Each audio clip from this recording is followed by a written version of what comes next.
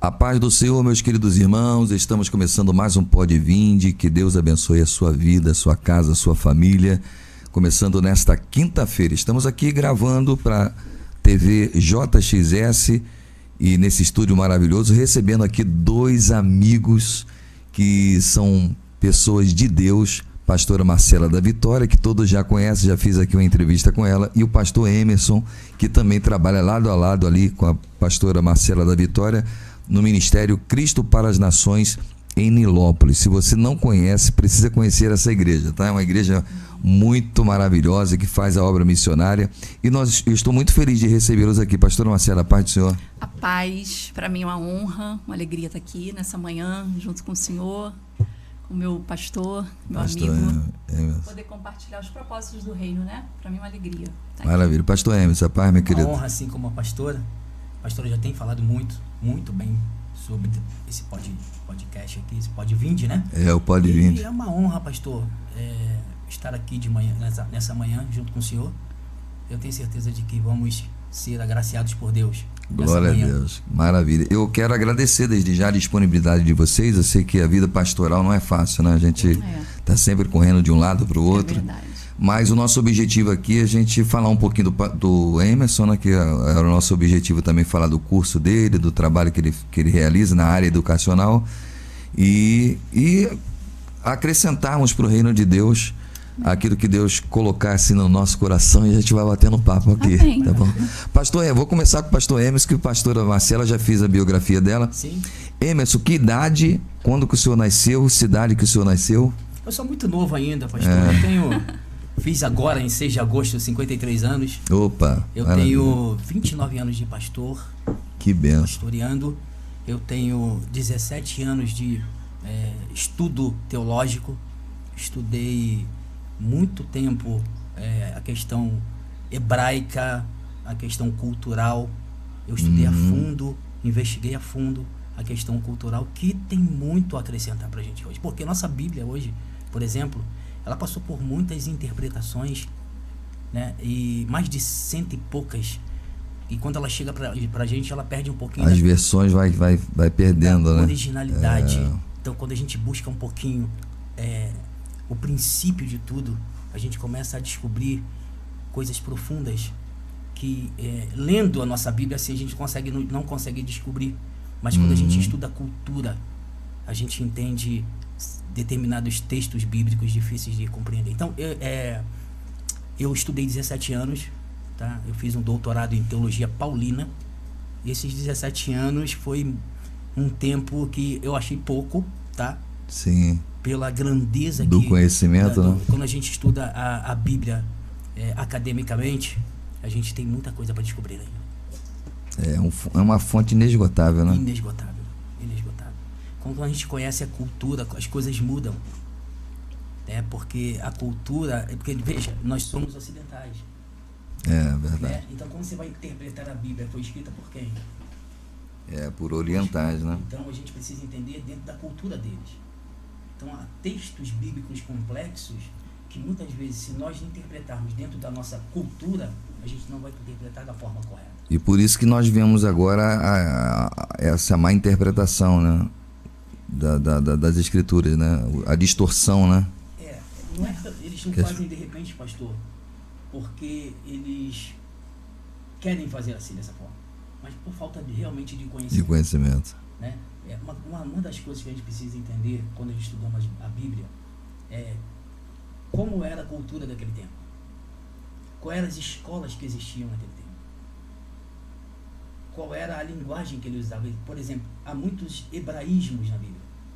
E quando a gente entende o hebraísmo, por exemplo, eu vou explicar o que é um hebraísmo. Nós aqui somos ocidentais e nós temos nossas formas de falar, né? Uma linguagem que, por exemplo... se o nordestino com o sul, né? Se eu trouxer um americano para cá, ele não entende nossa cultura, a nossa linguagem.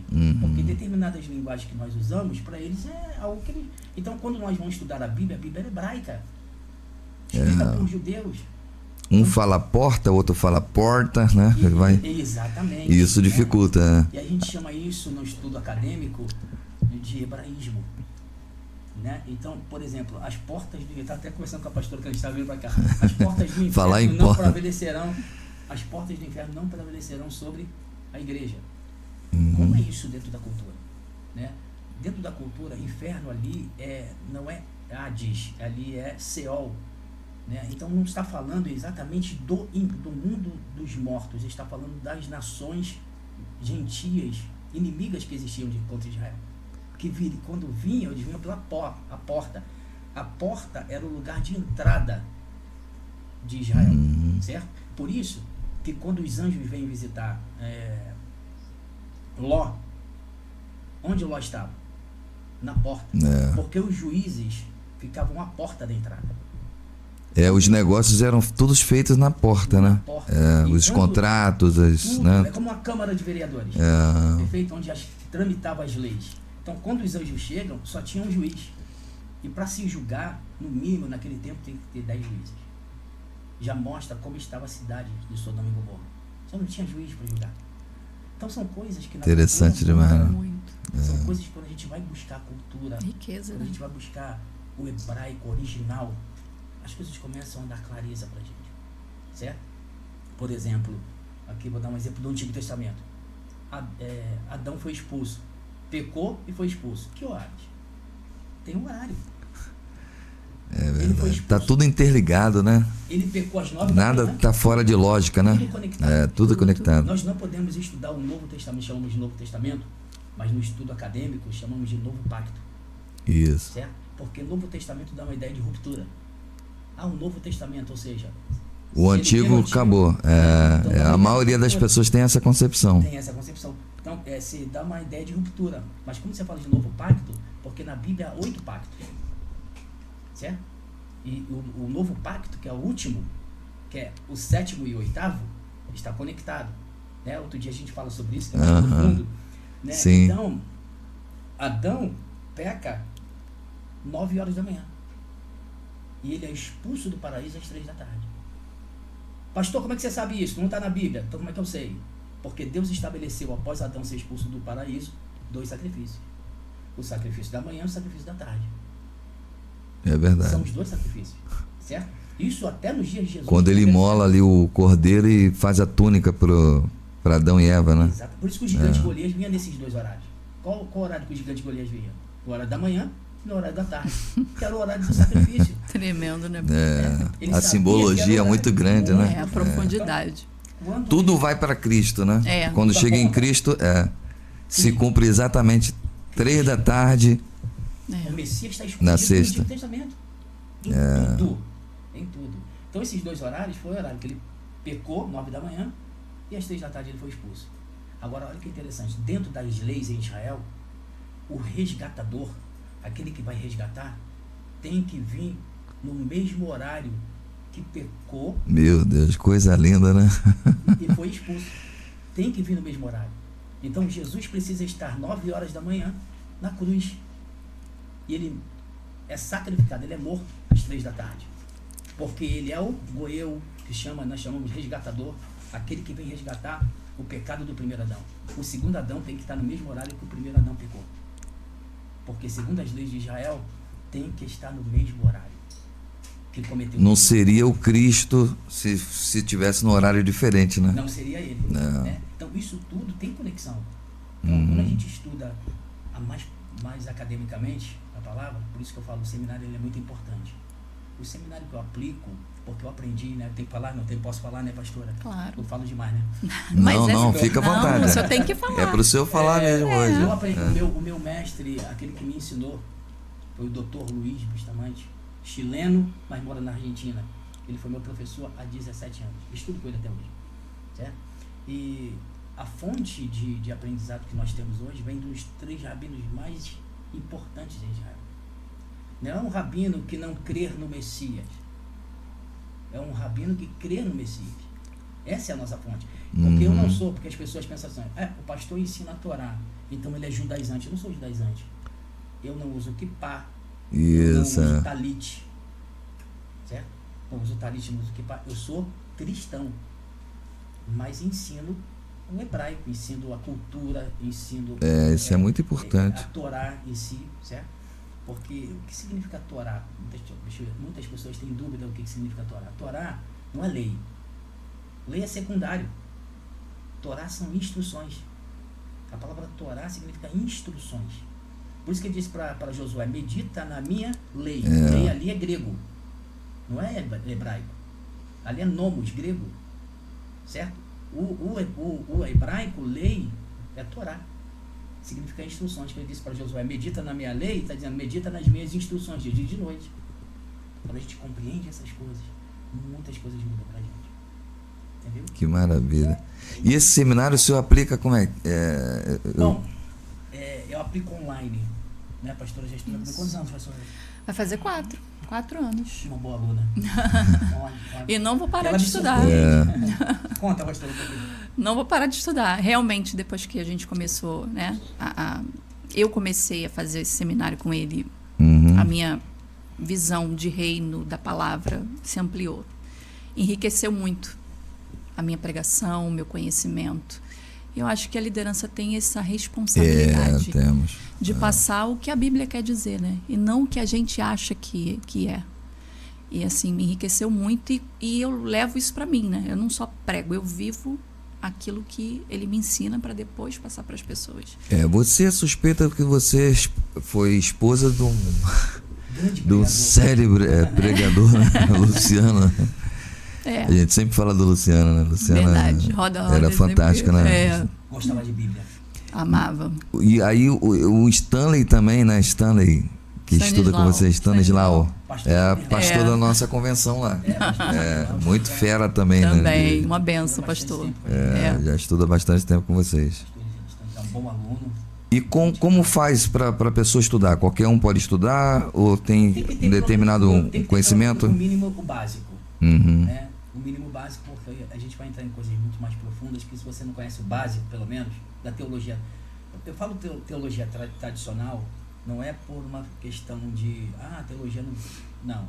Eu falo teologia tradicional porque a teologia que eu ensino é uma teologia hebraica. Então exige, pelo menos, que você conheça a teologia tradicional, pelo menos o básico. Certo? Porque a gente vai entrar em questões mais profundas que exigem, pelo menos, um pouquinho do conhecimento. Maravilha. A gente entra em coisas profundas, porque a teologia hebraica ela tem 4 níveis. O nível maior da teologia tradicional que a gente estuda aqui no Brasil é exegese. Aqui é bem rasinho, né? A exegese é o nível maior de interpretação. O nível de interpretação rabínica hebraica, ela passa, são 4 níveis acima. E quando você chega no último nível, que é o nível sod, profundidade, né? A gente está no tornozelo ainda, né? Está no tornozelo. O nível sod é o maior nível. Estão muito distante. E que se eu falar, algumas pessoas até se escandalizam. Por exemplo, o nível sod não exige usar a questão da gematria bíblica. Né? Para se interpretar determinados textos, academicamente falando, por exemplo, textos que está difícil de interpretar. Por exemplo, vinho, a palavra vinho. Para a gente entender o que o vinho representa dentro das escrituras, nós precisamos entender o que é vinho. Certo? Vinho está conectado porque vinho e Torá tem a mesma numeração, a soma das letras somam igual. Tanto Torá e tanto vinho tem a mesma soma numérica. E quando isso acontece na Bíblia hebraica, significa que as duas estão conectadas uma à outra. Então, muitos textos bíblicos que falam de vinho, está falando de Torá. Interessante. Essa questão da numerologia bíblica, né? Sim. É incrível, né? Outro dia eu vi um vídeo sobre isso, sobre a questão do DNA, né? DNA. 10565. 10565 é Yud Rei Vai Rei. É o nome de Deus. Certo? É sensacional. É tremendo. Então, alguns textos bíblicos vão exigir isso. Por exemplo, o número 14. Toda vez que você encontra o número 14 dentro da Bíblia hebraica, está ligado à monarquia. Então, Jesus soma 14. Yeshua. Davi soma 14. Josué soma 14. Então, toda a liderança, todos né? eles estão ligados à monarquia de Israel. Entendeu? Então, o número 14 está ligado à monarquia de Israel. Você está entendendo? Então, isso ajuda para interpretar textos difíceis de interpretar. Por exemplo, as bodas de Caná da Galileia. O vinho transformado em água, né? Ali é muito profundo. E que se a gente entrar em nível SOD de interpretação, as pessoas vão ficar até... Da onde ele tirou isso? Será que ele está falando heresia? Não, eu estudei a Bíblia a fundo. Eu estudei muito tempo nisso. Eu sei o que eu estou falando. Certo? Então, as bodas de Caná da Galileia começa falando o quê? Ao terceiro dia. O que aconteceu no terceiro dia? A gente tem que ir lá para Israel. Israel atravessa o Mar Vermelho e 47 dias depois eles estão na ponta do Monte Sinai. 3 dias depois, Moisés está recebendo as leis. Certo? Está recebendo a Torá. Sim. Eu falei que a Torá tem uma conexão com vinho. Certo? Então, esse vinho que ele recebe lá, depois Moisés quebra, porque o povo pecou com o bezerro de ouro. E ninguém fala dessa tábua que foi quebrada. Onde ela está? Está escondida, guardada, esperando o tempo certo para ser entregue novamente. E aí Deus dá para ele umas novas tábuas. Faz com que ele suba, né, com as tábuas. Depois que não se nem falar mais daquela. As originais não. As originais está guardada para o tempo do milênio, onde ele vai entregar. Quando nós estudamos as bodas de Caná da Galileia, fala do vinho novo e o vinho velho, antigo. Certo? O vinho novo não foi entregue ainda. Quando Maria chega até Jesus, Miriam, no hebraico, né? E disse: Senhor, acabou o vinho, que tenho eu contigo, mulher? Ainda não é chegado o meu tempo. Não chegou o milênio? O reino milenar, onde ele vem como rei, certo? Ele disse, pegaram quantas talhas? 6 talhas. E por que pegaram 6 talhas? Porque 6 é o número do homem. 6 está ligado ao governo humano. Nós estamos estabelecidos por Deus no período de 7.000 anos. 7.000 anos está ordenado sobre a humanidade. Nós estamos agora no ano 5.700, vamos entrar agora no ano 5.787. A dispensação mostra isso. Mostra a dispensação. E aí, olha que interessante. O número 6 fala do governo humano, mas o 7 fala do governo de Deus. E o 7º fala do milênio. Que o rei Jesus vem para reinar no milênio, no 7º ano. Quando ele manda pegar 6 talhas, as 6 talhas eram de quê, pastor? De purificação. Eram. Certo? Então ele disse assim, ó, vocês ainda não estão preparados e purificados para receber o vinho novo. E onde é que a gente vai receber o vinho novo? No milênio. Quando Cristo vier reinar. Meu Deus. Certo? Coisa linda, né? Então, é um texto que está ali. Você pode pregar de outra forma? Os níveis de interpretação te dá essa... É o que está por trás do texto, né? É a revelação, né? É a revelação. É o culto. Sod significa oculto. É um nível maior. É oculto, é o que está oculto. É o nível oculto escondido que só você estudando academicamente mais profundamente você consegue entender o que o texto está querendo dizer. E quanto tempo leva isso? Não tem tempo de... Olha, eu tenho de muito término. que aprender. Vou falar uma coisa para você, eu tenho muito que aprender ainda. Geralmente um curso desse dura quanto tempo? Não tem assim... Olha... Pelo jeito não tem você entender... formação, né? Fica sempre estudando, né? Porque... Você fala, pastor. Não, tem formação, né? Eu passei por... Agora eu tô São etapas, né? Passei, dividido em etapas? No doutorado, eu tô agora no doutorado, né? Fez o mestrado. Já fiz o mestrado e fiz qual o outro antes do mestrado, pastor? Tu fez bacharel. Bacharel. Mestrado. Agora vai pro doutorado. Mas eu não quero parar, né? Eu quero continuar. Podemos. Depois vem um pós-doutorado e vai por aí fora. Então são coisas que exigem muito tempo, bom. Pastor. Exige tempo, exige dedicação. As verdade. pessoas me procuram. Que eu gosto, eu quero aprender, sou pregador, quero aprender mais profundamente. Mas eles não querem investir o tempo deles. Eu sempre falo, e até com os ministros da igreja, que nós não podemos dar à igreja qualquer coisa, né? Exatamente. Qualquer tipo de alimento, qualquer... A pregação, ela não precisa ser tão técnica, mas precisa ser profunda e com a revelação correta, não é isso? É verdade. A gente observa que existem mensagens hoje, né? Aleatórias. Sem sentido, né? E a gente tem o pragmatismo aí também. Muito. Hoje, né? Que é essa teologia da liberdade, né? Que eu chamo de libertinagem, né? Perigosíssima, né? Perigosíssima, né? Distorções, né? Porque o povo, pastor, infelizmente, eles seguem a sua liderança. E muitos líderes aí não querem estudar. A maioria. Querem pregar porque aprenderam, isso é muito sério que eu vou falar, porque aprenderam a emocionar o povo. E aprenderam que falando em língua estranha dando certos pulos no púlpito, o povo grita, o povo se emociona, mas vai embora vazio para casa. Certo? Vai embora vazio. Então, chega mais próximo do microfone um pouquinho. Isso. Então, vai embora vazio para casa. O senhor está entendendo? Então, por quê? Porque eles não querem se aprofundar em estudar, isso custa tempo. Né? Custa tempo, custa investimento. Eu nunca guardei dinheiro, eu sempre investi no meu conhecimento. As pessoas querem o conhecimento, mas não querem investir. Certo? Você está investindo no reino. É verdade. Então, isso custa tempo, custa preço, custa vontade. Porque, veja, quando eu fui estudar com o Dr. Luiz lá na Academia ESDRA, na Argentina, online, eu não sabia, não entendia o castelhano. Eu falei, como é que eu vou estudar? Ele disse assim, ele vai ter que aprender o castelhano. Eu não tinha dinheiro para pagar um curso de espanhol.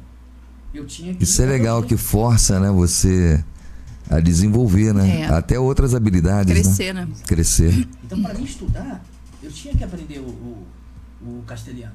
Que eles falam mais enrolado, né? Difícil, às vezes, de compreender determinadas coisas. E eu aprendi. Hoje eu leio e entendo tudo. Legal. Que eu me dediquei. Bilíngue já agora. Eu interpreto quando ele vem pregar, quando eu interpreto eles. Legal. Mas isso eu nunca fiz curso. Eu me dediquei todo o meu tempo. Mas o coração tem que arder, né, pastor? Tem que querer. Para poder permanecer, né? Tem dias que eu entro, ele sabe. É dia de culto, eu chego direto da igreja. Quebrada, às vezes. Como alguma coisa, mas tô lá. Porque tem que... Cansada, com os olhos fechando. Mas eu tô firme. É muito bom. Muito bom. Tem que amar, né? Para estudar a Bíblia, você tem que amar a Bíblia. Não tem como você estudar só por estudar. Para ter um diploma. Para mim, não funciona. Ter diploma e carteirinha, qualquer um pode tem, fazer. Né? Você imprime em qualquer lugar. É verdade. Muito bom, pastora Marcela. Parabéns, pastor Emerson, por essa dedicação, né? Quando a gente vai estudar a cultura, a gente fica maravilhado. Então, os requisitos é fácil. Tendo um básico em teologia, já pode fazer o bacharel com o senhor direto, né? Como é que é o nome da escola? Escola Bíblica de Esdras. Forte, hein? E qual o contato que o pessoal pode ter para fazer? Se alguém ouvindo esse vídeo está ouvindo esse vídeo. Pode ser tanto da pastora, pode ser o meu, é 219-6944-7400. Tá, depois eu vou colocar lá na bio, tá? Para o pessoal poder entrar em contato com o senhor. E a pastora Marcela tá nessa... O senhor está ajudando ela lá no ministério. Eu vejo que o ministério também é muito ativo em outras áreas. Fala um pouquinho aí, pastora Marcela. Sim. A gente tem alguns depois projetos. A gente volta nele de novo, tá? Temos alguns projetos, né? Tem as missões que a gente faz lá. Que está fazendo agora, né? Com os moradores de rua. Como é que está esse trabalho? E tem a ação social que a gente também faz lá na igreja, né? Corte de cabelo, aferição de pressão e outras coisas. Como é que é feito esse trabalho lá, pastora Marcela? É de 3 em 3 meses? Não, uma vez por mês? A gente faz uma vez no mês. Todo mês a gente faz. Para poder alcançar, né? E é o que eu falei com o senhor no particular. Não é só dar o alimento físico, né? É fazer uma oração. É a pessoa saber que Deus está vendo ela ali naquela condição. Aquela escuta, né? Deixar as pessoas... É só chegar e falar, toma aqui esse alimento. Não, é dar uma palavra. Fazer uma oração. É fazer com que a pessoa... se aproxime, né, de Deus e entenda que aquela circunstância ali não vai determinar a vida dela.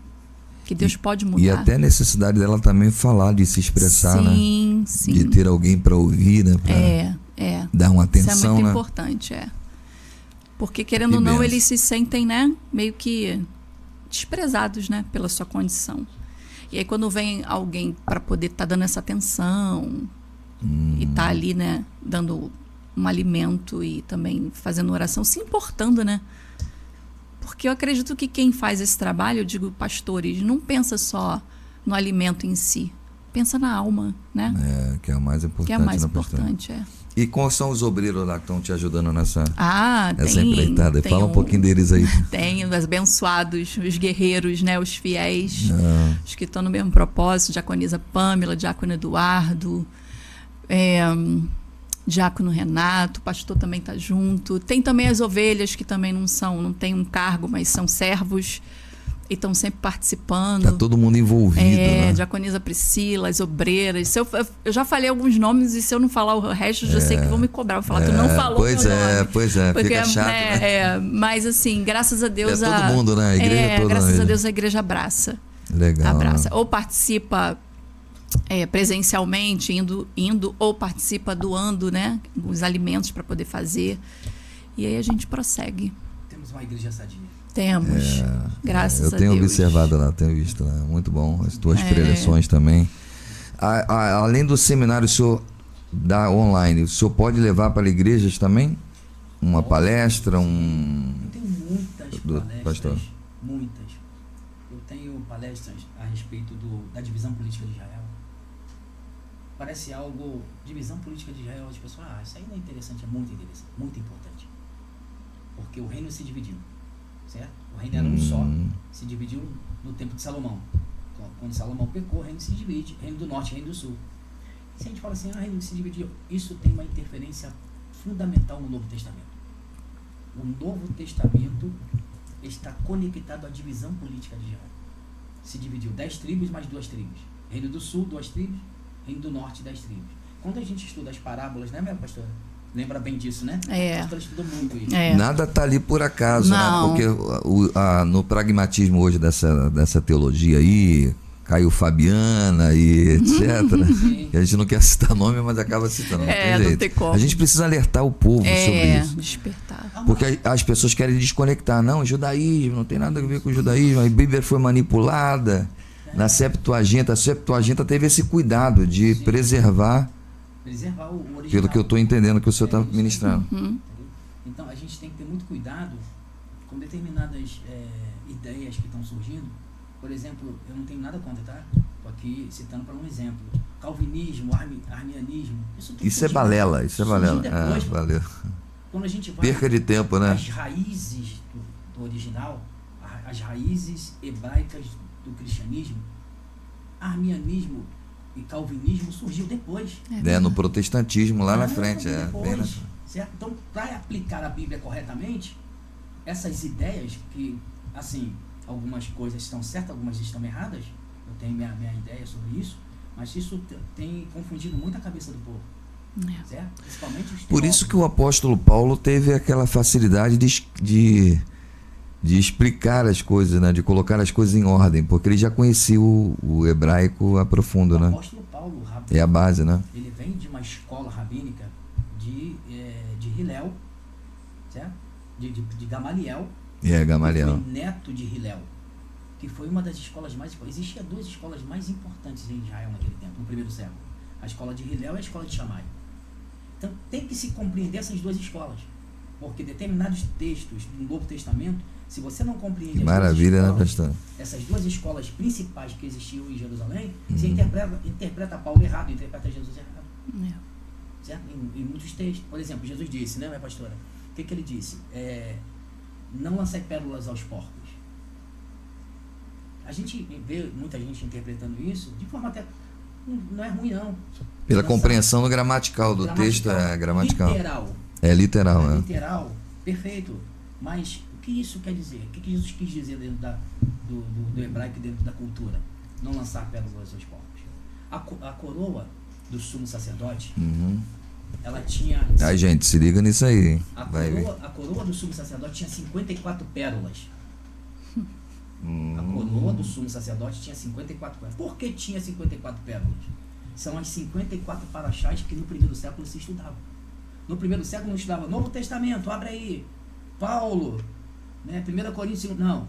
No primeiro século se estudava paraxás, que significa pão diário, que era partido em aliás. Aliá 1, 2, 3, 4, 5, 6, 7.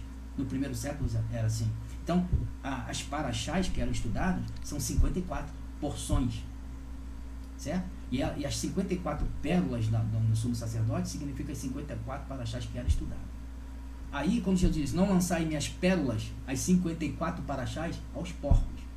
Aí a gente precisa entender que o porco nosso aqui no Brasil é diferente do porco de Israel. É verdade. Não é igual. O porco... Tá vendo como é que a questão cultural é fogo, né? Forte, porque você está pregando, a pessoa já Abre a mente. Já abre a mente. O porco em Israel... Ou seja, ele tem uma visão só do que ele tem ali cultural, né? Exatamente. E quando você traz uma explicação como essa, você já... Profundo. Profundo. Porque quando você estuda o porco em Israel, ele tinha as patas dianteiras, eram limpas, brancas. As traseiras eram escuras, negras. O que isso significa? Significa que está falando da questão bíblica, que você não vai entregar os porcos, ou seja, os porcos representam as duas naturezas do homem. A natureza boa e a natureza ruim. As pessoas que têm dupla face. As pessoas que uma coisa pela frente e por trás são outras. Uhum. É essas aí que não se devem colocar as pérolas, as paraxás. Entregar às pessoas que não têm que não vão dar valor àquilo. Um caráter definido. É isso que Jesus está falando. Certo? Então, a cultura muda. Né? O entendimento muda. Certo? Então, as 54 pérolas... Que lindo, que Jesus está enriquece, falando, né? Muito bonito. Então, isso e muitas outras coisas. Que aqui, o vinho novo em odres velhos. Como é que se entende? Não se põe vinho novo em odres velhos. O que é o odre? A gente precisa saber que quantos litros de vinho cabia dentro de um odre? Cabia 5 litros de vinho. E qual é o órgão? Isso aí pode ser, isso é ciência, tá? Uhum. Qual o órgão do ser humano que bombeia 5 litros de sangue? É o coração. Quando disse, não se põe vinho novo, vinho que eu falei é Torá, certo? Isso. Não se põe minha palavra em um coração corrompido. Por isso que Jesus estava falando, eles entendiam, né? Eles entendiam, entendiam a linguagem. Muito Jesus forte. não estava falando aquilo à toa. Não. Né? É igual a gente estudar o rico e o Lázaro, pastor. A gente estuda o rico e o Lázaro. Por isso que alguns não entendiam. Tinham os religiosos que não acabavam não entendendo muito, mas os pequeninos acabavam entendendo, né? Porque ele entendia a linguagem. Entendia. E o pai revelou os pequeninos, os pequeninos. Os pequeninos, é verdade. Graças a Deus, né? Eis-nos aqui. E rico e Lázaro, por exemplo, uma das parábolas mais mal interpretadas. Porque as pessoas não conseguem entender quem é o rico e quem é o Lázaro. Certo? Porque quando nós observamos um texto da parábola do rico, lá diz as vestimentas que ele vestia. Púrpura e linho fino. E em Israel daquele tempo, no primeiro século, somente uma pessoa vestia púrpura e linho fino. O sumo sacerdote. Certo? Olha aí. E aí a gente já identifica o primeiro, quem era o rico. E o segundo, diz que dá um nome para ele. O mendigo dá um nome, Lázaro. E Lázaro, no grego koiné, significa Deus me ajuda. Mas no hebraico, Eliazar. E Eliazar é uma das 52 traduções do nome de Israel. O que significa isso? É que o rico, que é o sumo sacerdote, que tinha a responsabilidade da porção do pão, que é as paraxás, que é repartida em pedaços. Meu Deus. E Israel, que representa o povo, batia na porta do sumo sacerdote pedindo uma porção. E o sacerdote não dava, né? O sacerdote não dava. Tremendo. Então identificamos os dois e o que realmente, e o povo daquele tempo entendia o que ele estava falando, certo? Então as migalhas que caíam, é muito mais profundo que isso, tá? As migalhas que E a maioria só leva para o lado da interpretação da vida após a morte. Que é um conceito também. Sim, também. Está inserido no texto. Mas o mais importante é isso aí. Entender quem é o rico. É o porquê da parábola, né? Forte, né? Então forte. eles batiam na porta do sumo sacerdote, que era o homem mais rico daquele tempo. A mesa era de ouro. E que é quem tinha a responsabilidade de sacrificar pelo povo e o pão diário, que era a palavra, que era as paraxás. E o que acontecia? Eles não davam, negavam. Para quem? Para Israel. Então Lázaro é Israel. Muito E lindo. o rico é o sumo sacerdote. Muda o entendimento da parábola. Muda. Contexto Amplia da história, demais. Então é isso que a gente ensina. A gente não judaiza, mas a gente ensina os conceitos hebraicos do primeiro século e do Antigo Testamento, que é o Taná, né? O hebraico, o Antigo Testamento é o Taná, que tem 3 divisões só. A gente sabe que na nossa doutrina teológica aqui, a gente estuda, são várias divisões, né? Isso. Mas a Bíblia hebraica divide em 3 só. certo? Dividir em Torá, profetas e escrituras, que está conectado ao tabernáculo. O tabernáculo tem átrio, lugar santo e lugar santíssimo. Ou seja, todo o Antigo Testamento está conectado ao tabernáculo. Coisa linda. Onde estava a Torá? No lugar santíssimo, dentro da Arca da Aliança. Por quê? Porque foi escrito para os sacerdotes. A Torá foi escrito para os sacerdotes. Certo? Então é mais ou menos isso aí. Maravilha. Tem muita tela para Gente, contar. que maravilha.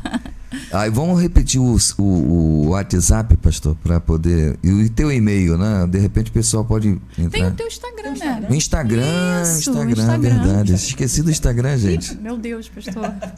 Meu Instagram É só Depois colocar ele lá o manda quê? o seu. Emerson. Emerson Pereira. Emerson Emerson Pereira. Pereira. Emerson Pereira. Pereira. É, legal. Se não me engano é Emerson Pereira, Emerson _ Pereira. Seminário Esdras. Isso. Maravilha. E aí a gente vai ensinando algumas coisas eu passo ali no Instagram, pouquinha coisa. Só uns detalhezinhos. E tá vindo aí o livro, né? O projeto do livro. Tem o livro. Tem A pastora também tá aí já preparando. 5 livros escritos nunca compilados. Mas tá lá guardado. Não, mas vamos ver se a gente, Vamos, né? vamos. Se a gente consegue colocar isso para frente. Vamos Amém. colocar. Se consegue não, nós vamos conseguir. Colocar. Vamos colocar. Vamos colocar. Codificando Melquisedeque. Eita. Esse é um dos livros que eu tenho guardado. Inclusive Melquisedeque é o que dá a Abraão o vinho, né? O vinho tá ali presente também. O senhor tá falando de vinho. Eu lembrei agora do pão e vinho, né? Vinho. Depois daquela guerra, né? Isso. São 5 guerras. Fala um pouquinho disso aí, pastor. Dá uma aula pra gente aí. São 5 guerras. Certo? Ali são 5 guerras. Está relacionado o que essas 5 guerras? É que até o milênio teremos 5 guerras. Já tivemos 2. Primeira e Segunda Guerra Mundial. Para quem crê no arrebatamento da igreja, para quem crê, como eu creio, né, que a igreja será arrebatada antes da grande tribulação. Perfeito? A igreja, essas outras 3 seriam na grande tribulação? A Terceira Guerra Mundial tem que acontecer para o arrebatamento da igreja. A igreja não será arrebatada enquanto a Terceira Guerra Mundial não acontecer. Depois, as outras 2 para chegar ao milênio. Para Cristo descer e reinar durante 1000 anos aqui. O senhor está entendendo? Porque, veja bem, vamos lá para o Antigo Testamento. Nós temos Enoque, nós temos Noé. Quem é Enoque? É um tipo da tipologia, é um tipo da igreja. E Noé é um tipo da nação de Israel. Ou seja, a igreja é arrebatada antes do juízo. Mas Noé passou pelo juízo. Certo? Então, a igreja não passa pelo juízo. A igreja é arrebatada antes. Mas a nação de Israel passa pelo juízo. Que é outro exemplo muito mais básico e muito mais profundo. Básico e profundo ao mesmo tempo. Nós temos Elias e Eliseu. Elias é um tipo Elias é um tipo da igreja que é arrebatado. Mas Eliseu é um tipo da nação de Israel que passa pela grande tribulação. E se alguém falar assim, não, o senhor está errado, teologicamente, não estou errado. Então por que 42 jovens vêm debochando dele?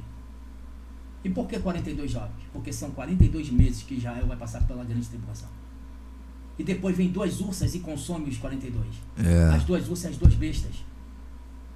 É verdade, tem conexão. É verdade. Tem sentido. Isso é uma realidade. Que lindo. Israel, quanto tempo Israel fica no deserto? Quantas paradas de Israel param em Israel? Eu nunca vi ninguém explicar o texto de Elias e Eliseu dessa forma aí. Elias e Eliseu é uma tipologia. Tipologia muito forte. Para no final dos tempos. É tipologia pura ali. Profunda, né? E Israel ficou quanto tempo? Parou quantas vezes? Antes de sair 42. 42 paradas. 42 é verdade. Representa os 42 meses que Israel vai passar pela grande tribulação. E daí vem aqueles pós-tribulacionistas que não tem argumento. Quando você estuda a questão hebraica mais profunda. Cai legal, né? O pós-milenismo, né? Aí não aceita, né? Não aceita. Mesmo tendo base bíblica. Mas é o que a gente vem conversando no carro. Tem mais vezes, base pro pré do que pro pós mesmo, né? Muito mais. Essa explicação agora foi maravilhosa. A pessoa ela foi doutrinada numa coisa, para você mudar a mentalidade dela é muito diferente, é muito difícil. Ela não aceita. Ela está tão inserida naquilo que foi doutrinado, que não aceita... Agora, pastor Emerson, uma coisa que vocês estão falando, o povo, assim, tem muita gente que não está preparado para um tipo de conhecimento desse, né? Exatamente. É o que você está falando. Sim. A pastora está Por falando. isso que eu exijo isso. Exijo pelo menos o básico. O básico, né? E está pronto para ser desconstruído e construído tudo de novo. Porque a gente aprendeu errado. Faz até uma triagenzinha para antes do aluno entrar, né? Quantos começaram comigo junto e não estão mais? Desistiram, né? Porque dá um nó na cabeça mesmo. Porque às vezes contraria até mesmo que você a fica pessoa assim, já... mas até agora eu aprendi assim, mas agora ele está falando que é de outro jeito, né, pastor? Eu fui dar aula num seminário. Pastor, o senhor vai... Olha que coisa. Vai falando o horário para mim. Eu fui dar aula num seminário e o diretor do seminário, eu falei, eu tenho uma aula aqui. Ele fala para mim. Eu falei, isso é sobre Efésios capítulo 6. E Efésios capítulo 6 fala das armaduras. Paulo vem explicando as armaduras. E diz Paulo ali que são espirituais, não são carnais. Isso. Então, nós estamos tratando de algo físico, não estamos tratando de algo espiritual. As armaduras são espirituais. E eu falei para ele, as armaduras ali não é do soldado romano. Nunca foi e nunca será. Porque as armaduras do soldado romano, eu tenho símbolos. São pagãos. Símbolos pagãos. Agora, Paulo vai pegar algo que é pagão e vai representar algo que é espiritual? Nunca que Paulo faria isso. Então, eles me perguntam, então quais é as armaduras? As armaduras do sumo sacerdote. Porque o sumo sacerdote ia para a guerra. E aí eu vou resumir em uma, porque não dá tempo, porque é muita coisa. Vou resumir uma aqui para o senhor entender. O escudo da fé. O que é o escudo? O escudo é o incensário. E o que ele colocava no incensário? Mirra. E batia o incensário antes de entrar no Santo dos Santos. E a fumaça não tomava ele? E escondia ele debaixo da fumaça? E o inimigo que tem setas não encontrava ele debaixo da fumaça. Isso é o escudo. O senhor está entendendo? A espada de Deus. A espada, que é a palavra. Glória a Deus. A gente não pode pegar a espada e interpretar como assim que a gente tem. Aqui dentro tem algo muito profundo. Mas a espada que Jesus está falando do primeiro século era 2 gumes. Certo? Sim. Que era a parte exterior e a parte interior. Interpretação. A parte interior, o texto e a explicação dentro. São 2 gumes assim. Certo? Então, isso dali era a palavra. O senhor está entendendo? Então, quando a gente estuda a questão de Efésios 6, pelas armaduras do sumo sacerdote, pelas vestes, as vestes do sumo sacerdote são ferramentas espirituais.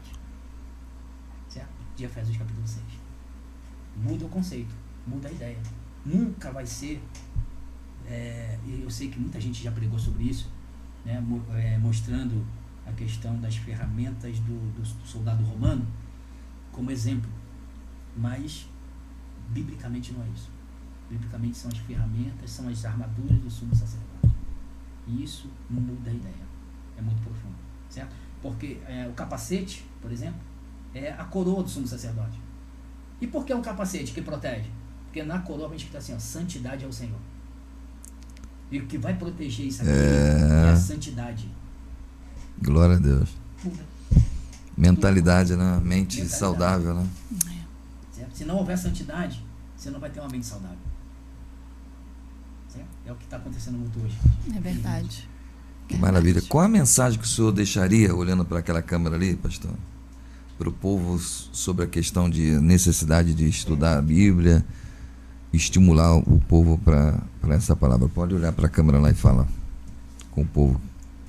Bom, a dificuldade que as pessoas têm hoje, não digo nem que é financeiro, mas o tempo está corrido. O tempo, ele é algo precioso. Arrumamos tempo para trabalho, arrumamos tempo para ganhar dinheiro, mas quando se fala em aprender, as pessoas têm dificuldade de arrumar tempo.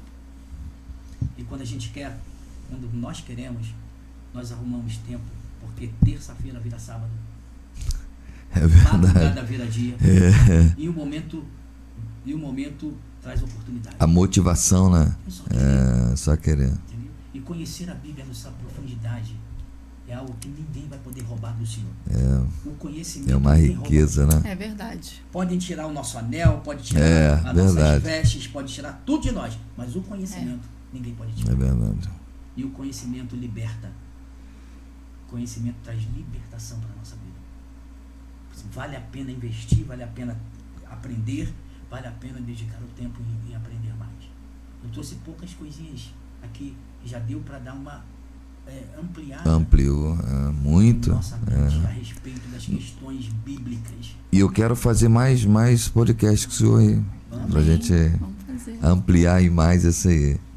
Hoje só foi uma pitadinha, só para dar abertura. Uma abertura, uma introdução. Amém. Pastora Marcela, qual a palavra que a senhora deixa também para o povo de Deus, de maneira geral, em relação à importância do estudo bíblico? Sim, os tempos estão difíceis. E a Bíblia diz para a gente conhecer e prosseguir em conhecer o Senhor. Então, o que eu deixo para cada um de vocês, independente de cargo eclesiástico, pastor, obreiro, diácono, independente disso, né, do seu cargo, seja ovelha, seja alguém que tenha cargo, busque o conhecimento. Porque o conhecimento é algo muito importante para a nossa vida. E o poder da palavra de Deus aplicada na nossa vida diária é algo muito forte, pastor. Eu não quero só pregar, eu quero viver o que eu prego. Isso é algo muito bom. Não, e é algo senão bom. Não tem efeito, não tem sentido. Então, conheçam e prossigam em conhecer o Senhor. Se empenhem. O senhor falou aqui de motivação, né? Motivação nem todo dia a gente vai ter. Mas disciplina, sim. Porque disciplina é você fazer aquilo que tem que ser feito. Se você quer ou não, pode ou não. É uma questão de sentimento. Porque motivação tem dias. Motivação, a gente tem dia que acorda com e tem dia que a gente acorda sem. Mas se eu tenho disciplina e se eu não tiver motivação, eu vou fazer o que tem que ser feito. E isso eu levo para minha vida.